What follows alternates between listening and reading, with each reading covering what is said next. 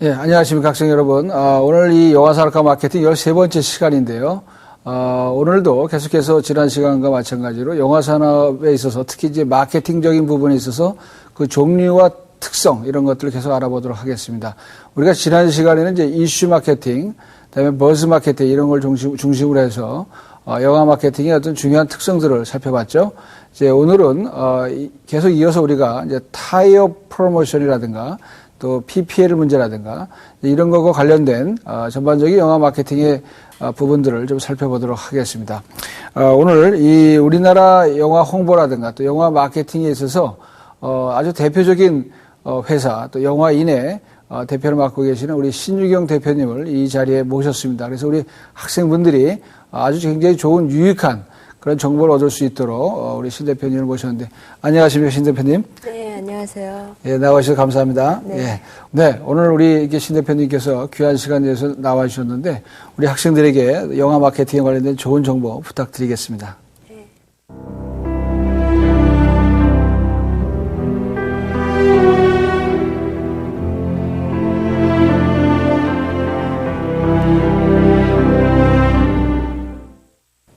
네, 우리 이제 영화 마케팅에, 어떤 그런 정의라든가 또 이런 우리가 또 새롭게 이제 마케팅을 정의 내릴 수 있는 것들은 무엇이 있는지 한번 살펴보도록 하겠습니다. 신 대표님, 우리 영화 마케팅을 어떻게 정의 내릴 수 있겠는지요? 네, 일단 영화 마케팅도 일반 제품 마케팅과 마찬가지로 그 만들어진 제품, 즉 영화를 소비자들에게 판매하기 위해서 이루어지는 모든 활동을 말하는데요. 네. 영화라는 상품의 속성상 이성에 소구하기보다는 관객들의 감성에 소구할 수 있는 이미지 마케팅이나 이슈 마케팅을 주로 활용을 하고 있습니다. 네. 그리고 예를 들어서 뭐 영화에서 가장 관객들의 관심을 끌 수 있는 요소를 컨셉으로 뽑아내서 그 컨셉을 기준으로 영화 포스터를 만든다든지 아니면 예고편을 제작해서 극장에서 상영을 한다든지 하는 광고물 제작을 포함해서요, 홍보라든지 프로모션, 각 영역별로 다양한 마케팅 활동을 전개하고 있습니다. 근데 요즘 같은 경우는 사실 영화들이 많기 때문에 그 영화가 가진 여러 가지 요소들 중에서 한 가지만을 키워드로 뽑아내서 그 요소를 통일된 메시지로 파는 그런 키워드 마케팅 전략이 많이 요즘 추세라고 할 수 있는데요. 예를 들어서 작년에 개봉해서 애니메이션의 흥행 기록을 세웠던 쿵푸 팬더 같은 경우는 네. 키워드가 깨워라라는 거였었거든요. 예, 그 깨워라라는 게 좀 평범한 혹은 아니면 조금 남들보다 떨어진 그 주인공 캐릭터에 그 내재된 그런 영웅 본능을 깨워서 어떤 도전을 하면서 어떤 미션을 성공하는 그런 과정을 통해서 사람들이 카타르시스를 느끼는 그런 쪽으로 저희가 마케팅의 컨셉을 전개를 했었고요. 네. 그래서 나온 메인 메시지가 내 안의 영웅을 깨워라였었습니다. 내 안의 영웅을 깨워라요? 네. 네. 신 대표님, 근데 우리가 이제 이렇게 어떤 이론적인 거 혹은 또 어떤 정의를 내릴 수 있는 이제 그런 측면도 있겠습니다만, 실제로 또 신 대표님이 이제 기업, 영화 홍보사를 운영하시면서 또 어떤 느낄 수 있는 점, 이런 것들을 여쭤보고 싶은데, 실제로 그럼 영화 마케팅이 좀 구체적으로 어떻게 이루어지는지 또 혹은 또 이루어져야 되는지 이런 걸 좀 더 자세하게 좀 부탁드리겠습니다. 네. 우선 마케팅은 영화마다 이제 시작 시점이 좀 다르거든요. 외화 같은 경우는 완성된 영화를 다 보고 나서 마케팅 전략을 수립할 수 있고요. 근데 지금 제가 한국 영화를 예를 들자면 한국 영화의 마케팅은 시나리오를 분석하는 데에서부터 출발을 합니다. 네. 우선 시나리오를 먼저 읽고 그 영화가 가진 장단점을 먼저 추려내고요. 네. 그 영화가 개봉할 시기에 예상되는 기회 요인과 위험 요인을 먼저 추려내죠. 네. 그 다음에는 그 영화와 가장 유사했던 작품들을 먼저 뽑아내서 그 영화들이 왜 실패를 했는지, 왜 흥행을 했는지 하는 요소들을 추려내서 저희 영화가 가진 장단점과 비교를 하는 데서부터 출발을 하고요. 네. 그 다음에는 이제 여러 가지 그 시장 상황을 고려해서 이 영화의 컨셉이 나오면은 그 컨셉에 따른 각각의 홍보, 광고, 프로모션 영역에서의 실행안을 준비하면서 영화 마케팅은 출발을 합니다. 각각의 실행안이 이제 따로따로 이렇게 세워진다는, 절차마다 이렇게 세워진다는 얘기죠. 네. 이 부분 같은 경우는 예를 들어서 더 게임이라는 스릴러를 저희가 했었을 때요. 네. 시나리오를 이제 분석을 한 결과 뇌이식이라는 소재는 상당히 흥미로웠어요. 뇌의식이요? 뇌이식. 그러니까 두뇌를 이식한다. 그런 거는 상당히 새롭고 흥미로운 소재였고, 그다음에 스릴러로서의 그 내용 전개가 상당히 재미있게 진행이 되고 있었고요. 네. 마지막에 또 스릴러 하면 빼놓을 수 없는 그 반전이라는 요소도 재미있었거든요. 네. 근데 반면 연기파 배우로는 좀 정평이 나 있었지만 스타성이 좀 부족했던 신하균과 변희봉 씨라는 그 배우들과 그다음에 스릴러 장르에서는 전혀 경험이 없었던 감독이 연출을 맡았기 때문에 네. 마케팅 초반에 관객의 관심을 끌기는 좀 어렵겠다라는 판단을 했었습니다. 네. 또 하지만 반면에 기존의 스릴러 장르들을 살펴보면 스릴러 영화에서 흥행 조건이 한마디로 간단 명료하게 설명할 수 있는 확실한 소재와 그다음에 연기파 배우들의 열연 이런 것들이 요소가 됐었기 때문에 네. 저희로서는 더 게임이 그 두 가지의 요소는 충분하게 갖추고 있다는 판단을 내렸었죠. 네. 네. 하여튼 더 게임이라는 영화도 저는 재밌게 봤습니다만은 하여튼 그런 좀 연기파 배우들의 연기가 또한 영화 마케팅의 어떤 성공 요소도 될 수 있다는 것을 말씀해 주신 것 같습니다. 네. 예, 우리가 그리고 이제 영화 마케팅의 이 절차에 대해서 좀 한번 우리가 더 생각을 해봐야 되겠는데요. 이제 제가 지난 시간에 이제 이슈 마케팅, 버즈 마케팅을 말씀드렸습니다만은 오늘 우리가 좀 특별히 말씀드리려고 하는 것이 이제 타이어 마케팅 혹은 이제 타이어 프로모션을 하는 거 그리고 PPL 문제들이 있는데요. 이런 그 마케팅 어떤 방법이나 툴을 이렇게 이제 시작을 하실 때, 그걸 갖고 시작을 하실 때, 그래서 어떤 좀 이게 기준을 나누는 구체적인 이 분별 방법이나 혹은 또 가이드라인 같은 것을 갖고 이렇게 시작을 하시는지요. 좀 그런 것이 좀 궁금합니다. 네, 특별한 기준이 있는 것은 아니고요. 그 영화가 가지고 있는 속성이 어떤 이슈를 끌어내기에 더 쉽다든지 아니면 버즈를 일으키기에 더 쉬운 요소를 가지고 있다라는 거에 대해서 서로 그런 마케팅 기법을 사용을 하는데요. 네. 예를 들어서 예전에 태극기 휘날리며 같은 경우는 사실 네. 어떤 이슈가 다른 우리나라 최초로 전쟁 영화를 만들었다, 장동건, 원빈이 출연을 했다라는 이슈보다도 네. 개봉 즈음의 이슈는 흥행 기록 경신이었거든요. 네. 예, 2달 먼저 앞서서 개봉해서 흥행 신기록을 세우고 있던 실미도를 과연 네. 태극기 휘날리며가 따라잡을 수 있을까? 이것이 이것이 아마 그때 당시 전 국민의 관심을 일으키면서 최대 이슈가 됐었던 것 같아요. 그래서 저희는 이 어떤 요소보다도 이게 가장 핫한 뉴스가 될 거기 때문에 주로 공중파 보도국을 통해서 전 국민에게 이 태극기 휘날리며가 과연 이 일을 해낼 수 있을 것인가에 대한 이슈를 만들어서 진행을 했었습니다. 네. 그러니까 영화마다 좀 물론 다 다를 수 있겠습니다만 이제 특히 태극기 휘날리며 같은 경우에도 어떤 박스 오피스 기록을 깰 거냐 말 거냐 어떤 그 기록적인 면에 더 이 홍보가 초점 맞춰졌다는 말씀이시고요. 네. 그다음에 다른 영화 화려한 휴가라든가 디워 이런 것들은 좀 어땠는지요? 좀.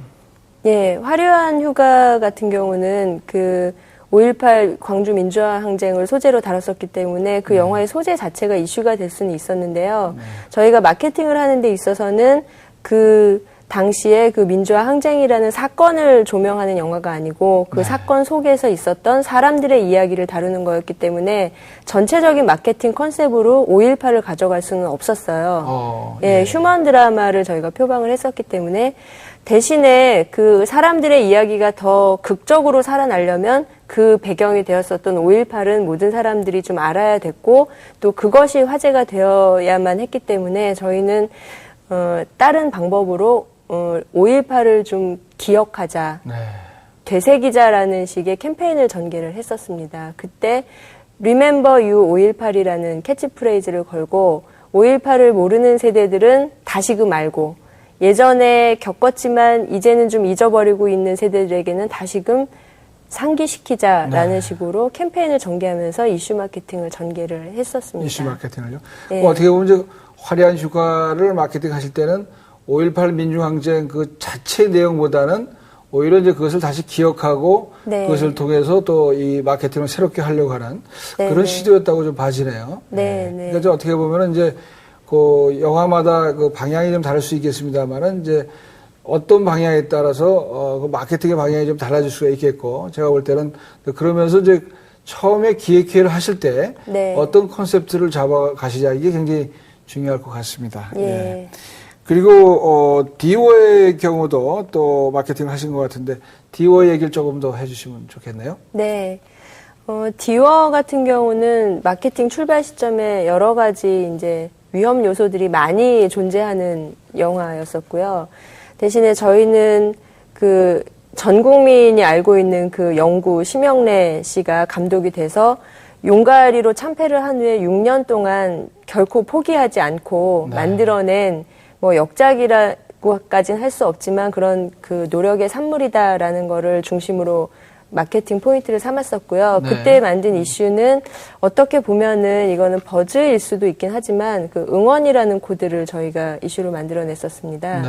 그래서 결코 굴하지 않는 노력의 대가에 보내는 응원 뭐 이런 식으로 해서 헐리우드 진출이 사실 저희 나라에서는 처음이었거든요. 그래서 네. 그것도 그 뭐 3,000개 이상의 와이드 릴리즈를 목표로 삼아서 진행이 됐었기 때문에 그것을 저희가 이슈로 활용을 했었죠. 그래서 헐리우드 메이저 배급사를 통한 첫 번째 배급, 그 다음에 헐리우드에서 모니터 시사라든지 여러 가지 것들이 진행되면서 미국 사람들이 보는 디워에 대한 반응, 네. 주로 외국에서의 어떤 반응들을 이슈로 삼아서 이렇게 헐리우드도 인정한 그 심형래 감독의 노력에 우리 응원을 보내자라는 포인트를 삼아서 진행을 했었고요. 거기에는 아무래도 오랜 동안 계속 심형래 감독의 팬들이었던 그런 분들이 많이 도움을 주셨어요. 디워 서포터즈 활동이 많이 주요했었고요. 네. 그러니까 물론 이제 디오가 할리우드 진출한 것도 물론 큰 획기적인 네. 사건이었습니다만은 또 그것을 제작하신 그 심영래라는 그분의 어떤 그런 인간적인 측면을 또 강조하는 것도 중요했었다 그런 말씀이시죠? 네네. 네. 그래서 이제 우리가 이제 이러한 것들이 결국은 어떤 이슈를 창출하고 또 그런 이슈들이 또 언론에 보도되어지는 이제 측면이 중요한데, 이제 그 중에서도 특히 이제 어디에 포커스를 맞출 것이냐는 것을 좀 더 우리가 생각을 해볼 수가 있었던 것 같습니다. 그리고 이제 그리고 버즈 마케팅의 경우 이제 우리가 보통 그 영어에 워드 오브 마우스라고 하는 건데요. 이런 것에 있어서는 좀 어떤 경험이 있으신지, 혹은 또 어떤 좀 좋은 예를 또 우리 학생들에게 들려줄 수 있으신지요. 예. 네, 그 예전에 2002년에 개봉했던 센과 치히로의 행방불명이라는 일본 애니메이션을 좀 예로 들 수 있겠는데요. 네. 그때까지만 해도 사실 일본 애니메이션 하면 매니아층이 보는 굉장히 어렵고 난해한 애니메이션, 이렇게 사람들이 생각을 하고 있었거든요. 네. 근데 저희가 이제 그 영화를 먼저 보면서 이 영화는 충분히 성인층들과 아니면 대중적으로도 사랑을 받을 수 있겠다 싶은 생각이 들었었어요. 네. 근데 사실 기존의 그 잡힌 선입견을 깨는 거는 쉽지 않아서 이거는 일단 보여줘야 되겠다라는 생각을 했고요. 그래서 그 개봉 2달 전에 전주영화제에서 관객 상영을 하면서 모니터 시사를 했더니 한 95% 만족도가 나오더라고요. 네. 그래서 거기에 힘입어서 개봉 3주 전에 2만 명 대대적인 시사를 저희가 진행을 했었고, 네. 그때는 보통 한 개봉주나 개봉 전주에 시사를 진행하는데 3주 전에 미리 영화를 보여줌으로써 개봉 때까지의 3주라는 기간 동안 충분히 관객들의 입소문이 숙성을 할 수 있는 기간을 두자라는 생각을 그러니까 해서 입소문을 네. 목표로 두시고 2만 명씩이나 이렇게 먼저 네. 시사를 하셨다는 말씀이십니까? 네. 예. 당시로서는 조금 굉장히 이른 시기에 또 많은 인원을 시사를 한 거였죠. 대단하십니다. 예. 네. 그러면 센과 치히로의 행방불명이라는 것은 그 나름대로 보면은 버즈 마케팅의 어떤 성공 사례로서 꼽을 수가 있겠다는 말씀이시죠? 네네. 네. 그래서 이제 우리가 입소문의 어떤 대표적인 한국 영화의 사례는 이제 물론 왕의 남자를 들고 있습니다. 근데 왕의 남자도 이제 뭐 대표적인 사례입니다만, 이제 어떻게 보면 지금 말씀하신 우리 신 대표님이 말씀하신 센과 치히로의 행방불명이라는 일본 애니메이션 영화, 이런 것이 우리가 생각하지도 않은 그런 측면에서 어떤 좋은 입소문의 결과로 또 영화가 성공한 것은 아닌가, 이렇게 생각이 되어지고요. 어떻게 보면 좀 왕의 남자도 우리가 입소문 전략을 잘 활용한 사례라고 볼 수가 있는데, 물론 제가 이제 지난번 강의에서 그런 것을 많이 강조했습니다만은 우리 대표님께서 또 그것을 해보신 적이 있으시니까 어떻습니까? 그 영화 자체도 또 입소문이 굉장히 주요했다고 볼 수 있지 않겠습니까? 예, 그렇죠. 그때 당시에 왕의 남자 같은 경우도 12월 개봉을 목표로 진행이 됐었는데 사실 겨울 시즌에는 블록버스터 영화들이 많기 때문에 네. 그러니까 저희 예산은 아니었지만 그래도 뭐 100억이 넘어가는 블록버스터 영화, 헐리우드 영화 경쟁하기는 가진 자산들이 좀 그렇게 강하지 않았었거든요. 네. 근데 왕의 남자의 어떤 입소문을 주도한 세력은 역시 디워의 어떤 디워 서포터즈처럼 영화 제작 초창기부터 그 왕의 남자 팬카페가 있었는데 거기에 예, 거기에 어떤 이준익 감독이라는 분에 대해서 뭐 애정을 가지고 있는 관객들이나 아니면 네. 그런 팬카페 회원들이 뭐 처음에 10명에서 50명 되고 한 500명 정도 주축이 되면서 열심히 왕의 남자에 관련된 어떤 버즈를 만들기 위해서 자발적으로 많이 노력들을 하신 게 아마 그 초석이 돼서 나중에 개봉을 했을 때 그게 좀 번져나갈 수 있었던 것 같습니다. 예. 네, 이렇게 우리가 신예편을 통해서 이제 각 사례별로 이야기를 들으면서 정말 이 마케팅의 방향을 어떻게 세우는 것이 좋은지 또 어떤 컨셉을 갖고 접근하는 것이 좋은지 그리고 또 각 단계별 혹은 또 이 마케팅의 어떤 기준이 무엇인지 이런 것들을 좀 자세히 들어볼 수가 있었습니다.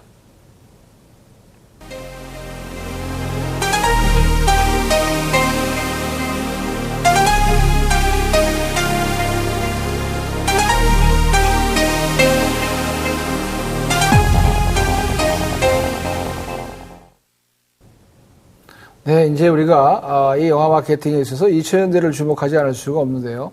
2000년대 들으면서 이 영화 마케팅도 새로운 차원이 이렇게 구성이 되고 있고, 그 다음에 특히 이제 타이어 프로모션 혹은 또 타이어 마케팅이라고 하는 그런 용어가 등장하면서 영화와 영화 혹은 또 영화와 또 관련 있는 기업들이 연관되어져서 이렇게 공동으로 프로모션하는 것을 볼 수가 있는데요. 이런 그 타이어 프로모션에 대한 구체적인 사례는 어떤 것을 좀 들 수 있겠는지 신 대표님 좀 말씀해 주십시오. 네. 타이어의 경우는 보통 블록버스터급 영화 포지셔닝을 위해서 많이 활용이 되고 있는데요. 네. 뭐 여러분들께서도 흔히 보실 수 있는 예로 뭐 맥도날드나 버거킹 같은 햄버거 매장에서 영화의 캐릭터들이 노출되고 네. 무슨 그 영화의 이름을 딴 세트 메뉴가 출시되면서 뭐 기념품을 나눠준다든지 하는 그런 것들이 가장 흔하게 볼 수 있는 예고요. 네. 주로 이제 직배사들이 많이 하는 경우죠. 그리고 최근에 한국 영화 같은 경우는 그 영화하고 타겟팅이 거의 비슷한 이동통신사라든지 아니면 정유사, 카드사 등과 같이 대형 프로모션을 전개하면서 영화의 광고 비주얼을 제품의 광고 비주얼에 삽입을 한다든지 네. 아니면 그 제품들이 가진 다양한 전국 유통망을 통해서 영화의 비주얼을 노출한다든지 하는 그런 방법으로 많이 전개되고 있습니다. 네. 예, 그래서 작년에 저희 쿵푸 팬더 같은 경우는 그게 당시에 화제가 좀 많이 됐었는데요. 북경 올림픽 공식 스폰서였던 삼성전자와 함께 광고를 같이 진행을 했었어요. 아마 삼성전자와 함께요. 예, 기억하실지 모르겠는데 파브 광고에 쿵푸 팬더가 뭐 이렇게 양궁을 한다든지 역도를 든다든지 하는 비주얼을 특별히 제작을 해서 광고를 대대적으로 했었는데요. 이런 경우는 이제 사전에 미리 협약이 이루어져서 광고 비주얼을 별도로 제작을 해서 제공을 하고 삼성전자에서는 뭐 영화 광고로는 감히 상상할 수도 없을 만큼의 광고 물량으로 대대적으로 이 광고 비주얼이 많이 노출이 됐었던 사례가 있었습니다. 네. 네, 역시 뭐 삼성전자의 케이스는 정말 우리가 주목을 해볼 만한데요. 쿵푸팬더나 영화도 살고 또 삼성전자의 광고도 같이 살게 되는 이제 그런 어떤 공통의 효과가 왔던 것 같습니다. 결국 이제 어떻게 보면 이런 것들이 이제 타이어 마케팅의 장점이라고 볼 수가 있는데 이 타이업이라는 용어 자체가 이제 어떤 전략적인 제휴를 뜻하는 것이라고 합니다. 근데 이제 우리가 영화에서는 미국의 영화 리차드 도너 감독의 오맨이라는 영화가 이제 영화로 만들어지면서 시나리오가 다 완성이 되고 나서 또 그것이 소설로 또 이게 판매가 됐을 때 아주 대히트를 했다고 합니다. 그래서 나중에 영화도 잘 되고 소설도 더 잘 팔리는 그러한 그 경우에 있어서 이제 우리가 이 타이어 프로모션 혹은 타이어 마케팅이라는 용어를 이제 쓰게 됐다고 하는데, 결국 이제 이런 것들이, 타이어 마케팅이 영화에서도 이제 많이 쓰이게 되지 않느냐, 이렇게 생각이 듭니다. 그리고 이제 우리가, 여러 가지 봤을 때, 이제 이 타이어 마케팅뿐만 아니라 PPL 문제도 조금 언급을 해야 되겠는데요. 영화에서 이 PPL 문제는 좀 어떻습니까? 어느 정도 좀 쓰이고 있는지요? 예, PPL 같은 경우는 뭐 영화의 장면 속에 기업의 어떤 제품을 자연스럽게 녹여서 노출을 하는 전략으로 기업에서는 그 자연스러운 노출과 그런 것이 효과가 있었고 영화 쪽에서는 그것을 노출해 줌으로써 제작비를 어느 정도 일부 지원을 받는다든지 아니면 제품을 받는다든지 해서 상호 간의 윈윈 전략이 될 수 있는 것으로 한때는 굉장히 많이 진행을 했었고요. 근데 최근 사례를 보면은 뭐 조금 오래전 얘기긴 하지만 그런 PPL이 너무 지나치게 노출이 되면서 네. 관객들이 영화를 보는데 몰입을 하는데 방해가 된다라는 그런 오히려 역효과가 나타나서 영화 흥행에까지 지장을 미친 사례가 있었기 때문에 그 후로는 굉장히 조심하는 편이고 기업들 역시 어떤 이 영화의 흥행성을 미리 점치기는 쉽지 않은 상황에서 노출을 하는 것보다는 오히려 드라마 같이 전 국민이 그러니까 동시에 볼 수 있는 그런 쪽에 PPL을 많이 유치하는 편인 것 같습니다. 네. 전에 보면은 이제 의도적인 PPL은 아니었지만 고질라라는 영화에 우리나라 뭐 동원 참치 캔이 보여줘갖고 네. 매출이 올랐다라는 그런 사례도 재미있는 사례도 있는 것 같습니다. 그리고 이제 제가 이제 듣기로는 할리우드에는 아주 PPL 전담 부서가 있어서 이렇게 기업과 영화사를 이렇게 연결해 준다는 얘기도 들리긴 합니다만 그러나 너무 어떤 의도적인 또 네. 너무 어떤 노출이 심한 그런 PPL 방법은 오히려 관객들에게 심리적인 부담을 줄 수도 있다. 그런 말씀이신 것 같습니다. 자, 우리가 화면을 통해서 조금 이 PPL에 대해서 또 좀 설명을 들으시기 좋을 것 같습니다. 화면을 통해서 설명을 들으신 후에 또 저희 강의를 이어가도록 하겠습니다. 화면을 보시죠. 2002년 4월 영화 스파이더맨의 개봉을 앞두고 있던 콜롬비아 영화사는 뜻하지 않은 소송에 휘말리게 된다.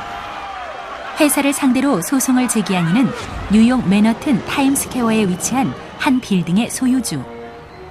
이유인즉 스파이더맨에서 배경으로 비치는 이 빌딩의 광고판에 걸린 광고가 컴퓨터 그래픽에 의해 삼성전자에서 USA 투데이로 바꿔치기 되었다는 것이었다. 소송 끝에 결국 콜롬비아 영화사는 광고판을 원래 삼성전자 광고로 원상복구시켜야 했고 삼성전자는 스파이더맨의 전 세계적 성공으로 인해 가만히 앉아서 엄청난 광고 효과를 거둘 수 있었다. 이에 고무된 삼성전자는 PPL 전담팀을 만들었고 그 첫 번째 기획 상품으로 매트릭스2를 내놓았다. 주인공 키아누 리브스가 영화 속에서 사용했던 최첨단 디자인의 휴대전화 일명 매트릭스4는 2003년 2월 삼성전자와 해당 영화의 제작사인 워너브라더스사가 PPL 계약을 맺으면서 탄생한 제품이었던 것. 비록 개봉관에서는 지나친 상업성을 이유로 삼성 로고가 지워진 채 등장하지만 DVD와 게임에서는 실제 모습 그대로 복원되었다. 휴대폰 전파 전송 방식이 달라서 미국에서는 실제 사용이 불가능함에도 불구하고 매트릭스4는 미국에서만 5,000대가 한정 판매되면서 소장 가치가 급상승했으며 삼성의 이미지를 높이는 데도 결정적인 기여를 했다. 현대사회에서 PPL은 그 파급 효과가 긍정적이든 부정적이든 간에 영화나 드라마 속에서 적극적으로 사용되고 있다. 이것은 기존에 따로따로 독립적으로 존재해왔던 광고라는 영역과 영화라는 매체가 점차 밀접해지는 현대 영상 산업의 특징을 보여주는 결과물이라고 할 수 있다. 네, PPL 문제. 근데 물론 이제 제작사한테는 많은 도움이 될 수 있는 이제 그런 마케팅 방법입니다. 그래서 여러 가지 소품이라든가 혹은 배경이라든가 이런 걸 통해서 이제 제작사들이 부수입을 올릴 수 있는 방법인데요. 그러나 이제 이런 노출들이 상품의 노출, 제품의 노출 혹은 브랜드 이름의 노출들이 너무 이제 과하게 이렇게 의도적으로 나타날 때는 좀 그런 것들이 좀 관객들에게 심리적인 부담감을 주는 것은 아닌가 이런 또 문제도 생각해 볼 수가 있고요. 그러나 또 마케팅 측면에서 결코 간과할 수 없는 또 장점도 있다 하는 이제 그런 측면도 우리 학생분들은 이해를 하셔야 될 것 같습니다. 그런 것들이 결국은 영화 마케팅의 한 중요한 부분을 차지하는 것이지만 그런 것도 적절히 사용될 때 마케팅의 시너지 효과가 올 것이다 하는 점을 우리가 분명하게 해둘 필요가 있을 것 같습니다.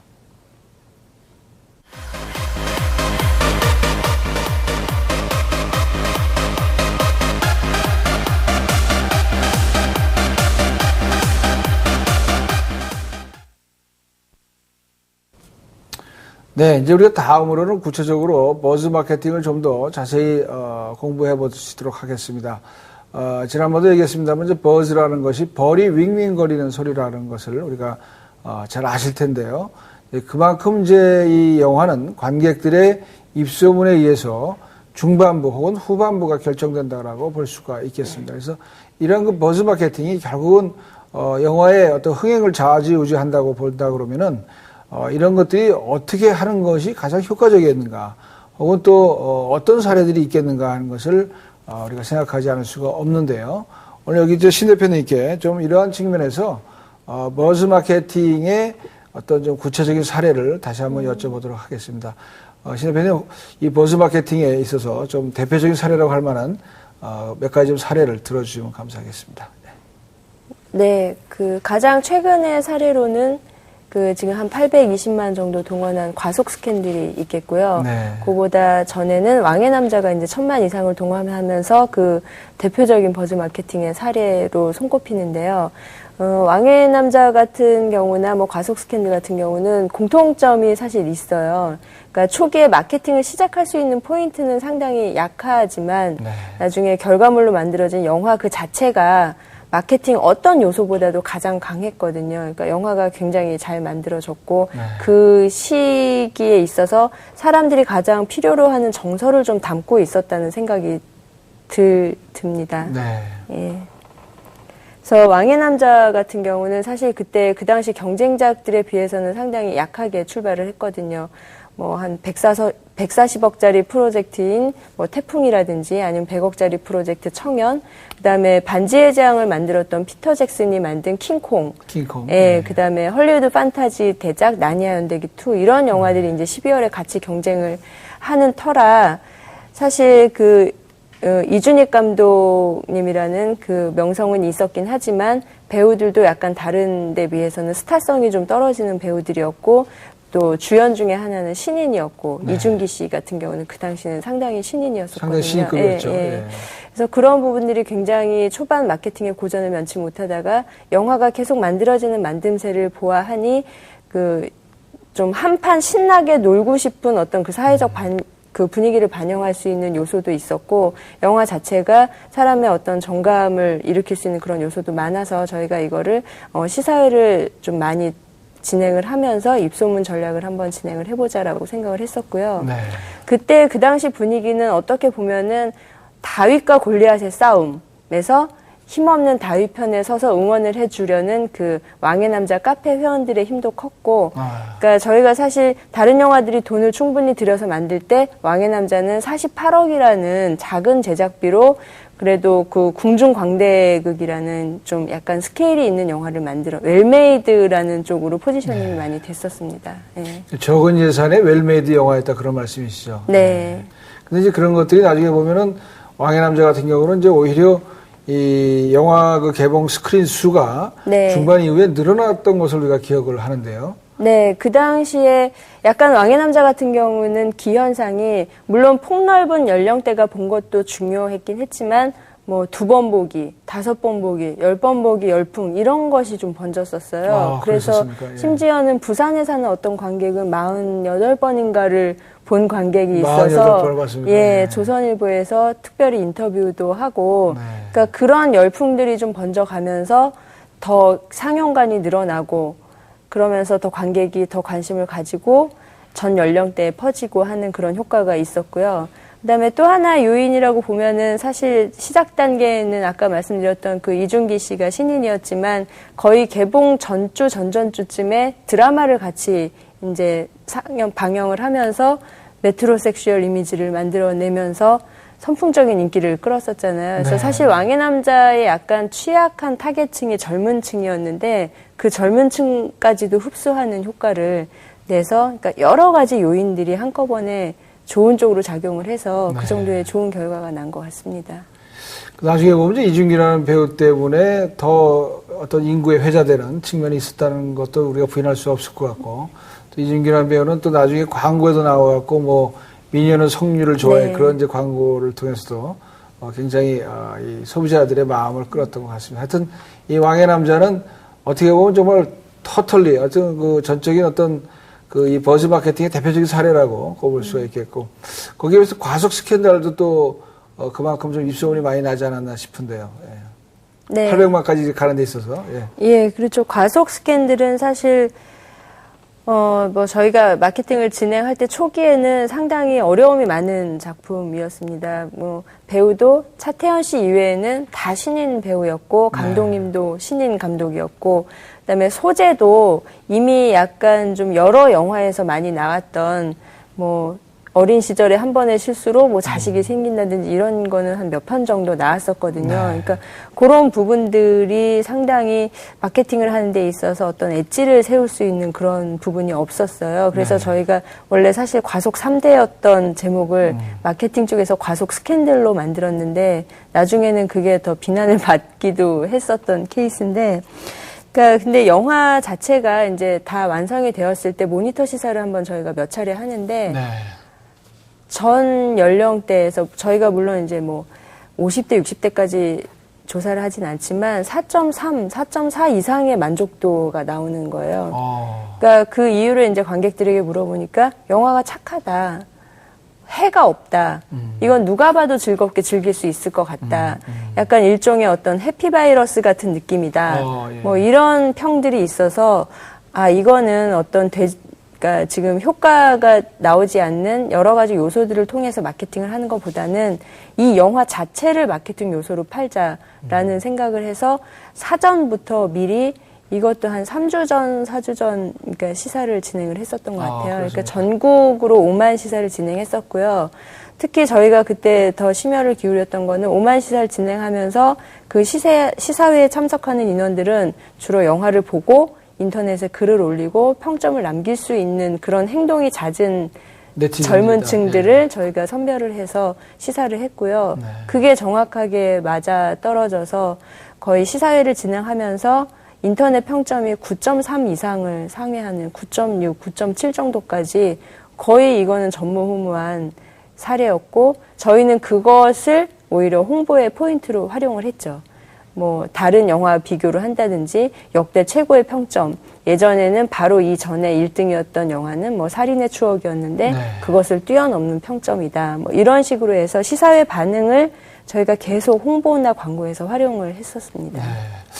어떻게 보면 이제 과속 스캔들은 이제 혼전 임신이라는 좀 어두운 측면이 있는가 하면 또 그런 걸 통해서 어떤 짧은 시간 내에 손자까지 볼 수 있다는 네. 또 재미난 요소도 있었던 것 같습니다. 그래서 네. 그런 것들이 이제 그런 이슈들이 관객들의 또 흥미를 자아낼 수 있었고 네. 또 관심을 갖고 영화를 보게 된 계기가 아니었는가 이렇게 생각을 합니다. 근데 이제 어떤 그 입소문이라고 하는 거, 관객들의 입소문이라고 하는 것은 자율적으로 이렇게 통제가 되거나 어떤 그런 어떤 뭐 임의적으로 막을 수 있는 방법은 없을 것 같은데요. 그러나 이런 그 버즈 마케팅, 입소문 마케팅을 성공시킬 수 있는 어떤 전제 조건이 있을 수 있겠습니까? 뭐 그게 뚜렷하게 있는 거는 아니지만 일단 버즈 마케팅을 하기 위해서는 아무 영화나 그렇게 할 수는 없고요. 아까 말씀드렸듯이 좀 철저한 모니터 시사를 통해서 네. 적어도 이 영화가 5점 만점에서 4점 이상의 평점은 얻어야지만 네. 이게 이제 관객들에게 보여줬을 때 입소문을 탈 수 있겠다 하는 결론을 내릴 수 있고요. 네. 그리고 장르적 특성이 또 있는 것 같아요.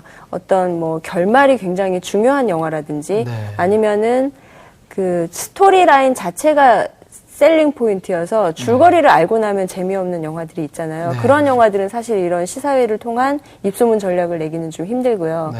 이런 버즈가 잘 일어나는 장르의 영화들이 주로 막 소리를 지를 수 있는 공포 영화라든지 네. 아니면 뒤집어지게 웃을 수 있는 코미디라든지 아니면은 너무 슬퍼서 엉엉 울어서 극장이 눈물바다가 된다든지 하는 류의 영화들이 버즈를 더 많이 일으킬 수 있는 것 같아요. 네. 그러니까 사람들이 자기가 혼자서 영화를 보고 판단하는 것도 있지만 같이 관람하는 이 분위기 자체도 만족도에 굉장히 영향을 미치거든요. 저 극장에 모인 모든 사람들이 울었다라는 거는 친구한테 얘기를 해도 그 친구도 자기도 감동받고 싶으면 당장 달려올 수 있을 정도의 네. 그런 효과가 있기 때문에 그런 장르의 영화들이 조금 더 주요하다고 생각을 합니다. 네, 알겠습니다. 그래서 우리 신 대표님 말씀 들으니까 뭐 아무 영화나 다 버즈 마케팅으로 성공할 수 있는 건 아닌 것 같고 5점 만점에 한 4점 정도는 충분히 될 수 있는 이제 그런 영화가 버즈 마케팅이 어떻게 보면 이제 전제 조건이라고도 볼 수가 있겠네요. 그래서 그런 영화들이 결국 이제 버즈 마케팅을 하더라도 성공할 수 있다는 것입니다. 근데 이제 우리가 물론 뭐 차이는 있겠습니다만 이런 대중문화 산업에서 스타 파워를 좀 또 생각하지 않을 수가 없는데요. 무시할 수가 없는데 우리나라에 이제 상영되는 이제 해외 영화의 경우 할리우드 배우들도 이제 우리나라를 자주 방문한 것도 볼 수가 있습니다만은 이런 그 영화들의 어떤 측면에 있어서 스타 파워는 마케팅의 어떤 측면을 좀 차지한다고 볼 수가 있겠습니까? 예, 그 해외 스타들의 내한 홍보에 대해서는 그 효과가 과연 있느냐 없느냐에 대해서 사실 말들이 좀 많은 편이고요. 네. 그거는 마치 한국 배우들이 오락 프로그램에 출연을 하는 게 영화 흥행에 영향을 미치냐 안 미치냐 하는 것과 마찬가지라고 저는 생각을 하거든요. 네.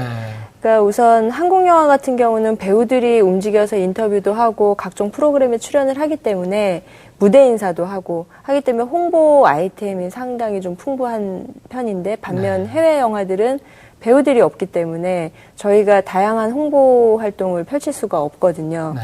그렇기 때문에 해외 배우들이 내한을 해서 여러 가지 인터뷰를 하고 뭐 오락 프로그램에 참여를 한다든지 하는 거는 영화의 어떤 인지도를 넓히는 데는 중요한 요소로 작용을 한다고 생각을 합니다. 네.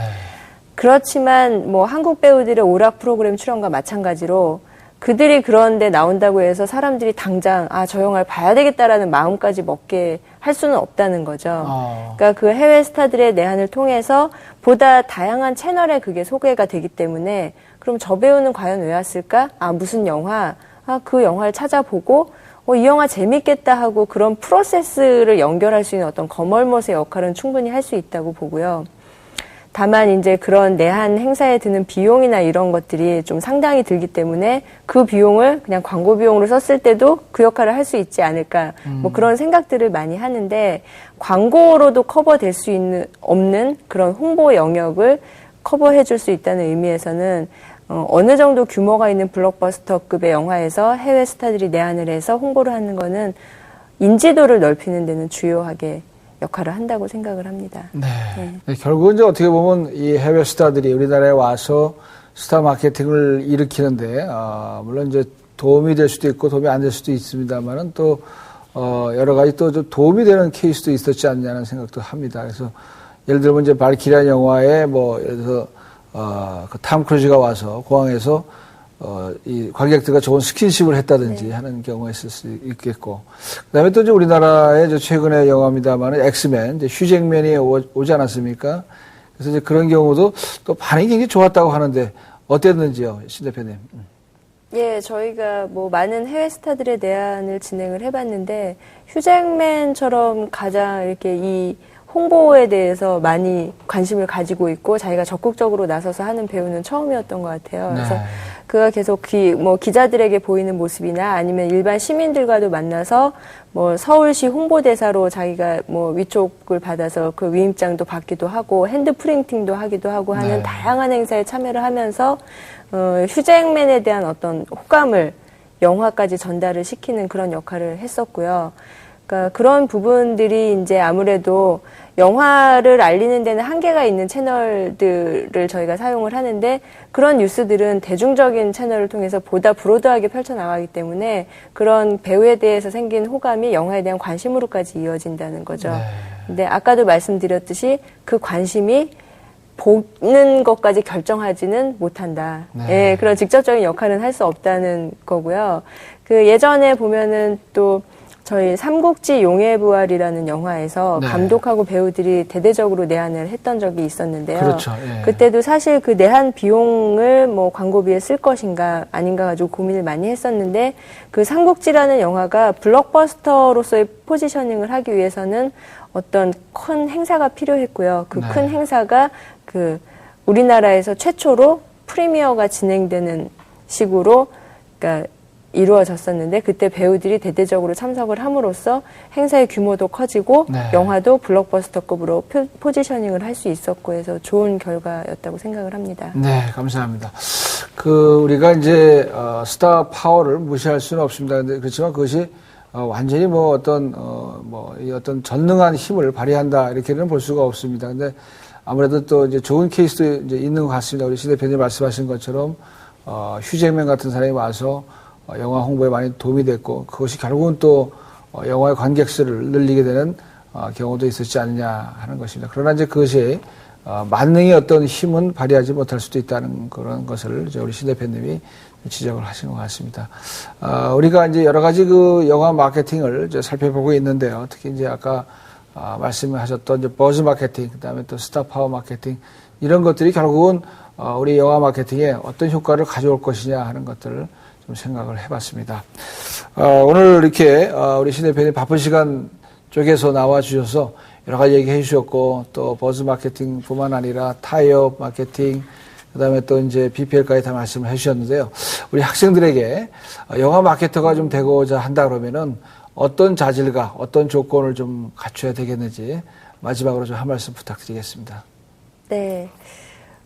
사실 전공이 필요한 것도 아니고요. 어떤 전문 지식이 필요한 것은 아니지만 그래도 분석 능력은 좀 어느 정도 가지고 있는 게 시나리오를 보거나 영화를 봤을 때 그 안에서 가장 핵이 될 수 있는 키워드를 뽑아낼 수 있는 이런 분석 능력은 가지고 계신 분이라면 좋고요. 네. 아니면은 계속 자기가 이 영화 일을 하게 되면은 끄집어서 개발해야 될 분야라고 생각을 하고, 그다음에 이 영화 마케팅이 의외로 사람들을 굉장히 많이 만나고 네. 몸을 쓰는 일이 또 굉장히 많은 편이라 그렇습니까? 예. 체력과 친화력은 필수 요소인 것 같습니다. 예. 네. 예, 감사합니다, 신 대표님. 오늘 하여튼 여러 가지 좋은 말씀 대단히 고맙습니다. 네. 예. 우리 학생분들도 오늘 신 대표님한테 제가 평소에 드릴 수 없었던 또 좋은 정보를 많이 얻으셨으리라 생각을 합니다. 지난 시간에서 오늘까지 우리가 영화 마케팅의 어떤 중요한 그 특성들 살펴봤습니다. 이슈 마케팅부터 시작을 해서 버즈 마케팅까지, 그리고 오늘 이제 타이어 마케팅, 그 다음에 또 PPL, 그리고 또 이제 신 대표님한테 버즈 마케팅의 실제 사례들, 그리고 또 이제 해외 영화 같은 경우는 스타 파워를 통한 스타 마케팅, 이런 것까지 다 살펴봤습니다. 여러분들 이제 좀 한 학기가 이제 거의 끝나가고 있는데요. 이 영화 마케팅에 대한 분명한 어떤 이제 개념과 또 분명한 핵심들을 좀 잡으셨으리라 생각을 합니다. 영화 마케팅에 대해서 더욱더 관심을 가지시고, 또 여러분들 실제 영화를 보면서 또 제가 강의한 내용과 같이 연관해서 분석해 보시고 비교해 보시기를 바라겠습니다. 오늘 우리 영화인의 대표이신 신주경 대표님을 모시고 영화 마케팅의 여러 가지 특성들과 또 조건들을 살펴봤습니다. 여러분들 다음 시간에는 이제 실제 사례들, 한국 영화 그리고 또 외국 영화들의 실제 사례들을 놓고 강의하도록 하겠습니다. 성공 사례와 실패 사례, 또 성공했을 때는 어떤 이유에서 성공했는가, 또 실패했을 때는 어떤 이유에서 실패했는가, 이런 것들을 자세히 사례 중심으로 살펴보도록 하겠습니다. 여러분들 그럼 다음 시간까지 안녕히 계십시오. 대단히 고맙습니다.